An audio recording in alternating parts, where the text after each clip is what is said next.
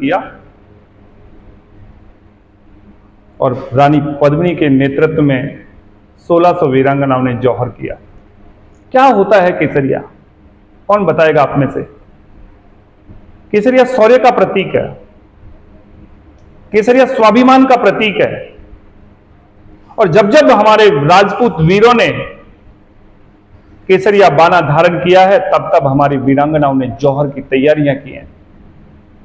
हो सकता है हमारे वीर जीत जाएं, हो सकता है हमारे वीर वीर गति को प्राप्त हो जाएं। अगर विजयश्री का वर्ण करते हैं तो कोई दिक्कत है नहीं, अगर वीर गति का वर्ण करते हैं तो फिर हमारी वीरांगनाएं जौहर करती थी। तो केसरिया होता है केसरिया बाना धारण करना, अपने सिर पर केसरिया बाना धारण करके और जय भवानी कूद पड़ते थे युद्ध में। केसरिया ध्वज लहरा दिया जाता था, दुर्ग के अंदर मैसेज भेज दिया जाता था संदेश वाहक के माध्यम से कि हमारे राजपूत वीरों के द्वारा केसरिया बाना धारण कर लिया गया है, परिणाम कुछ भी हो सकता है, विजय या वीर गति। हमारी राजपूत ललनाओं के पास में यह मैसेज पहुंच जाता था कि अब कुछ भी हो जाता है। अगर विजयश्री का वर्ण करते हैं तो कोई नहीं, और अगर हमारे राजपूत वीर वीर गति को प्राप्त हो जाते हैं तो फिर वो अपने आप को अग्नि में समर्पित कर देती थी। कितना बड़ा कलेजा होगा उन राजपूत वीरांगनाओं का, अपने आप को अग्नि में समर्पित करना।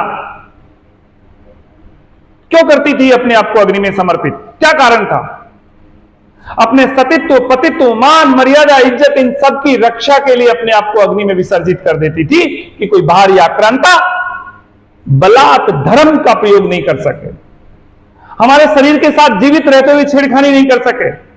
और आपको पता है जब अलाउद्दीन खिलजी आया और अलाउद्दीन खिलजी ने जब हमारे यहां पर चित्तौड़ के वीरांगनाओं का जौहर देखा, अलाउद्दीन खिलजी जीत कर भी अपने आप को ठगा सा महसूस कर रहा था, अपने आप को हारा हुआ महसूस कर रहा था कि मैं जीत कर भी हार गया।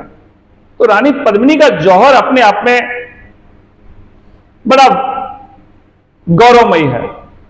तो चित्तौड़ का पहला साका कब हुआ? 1303।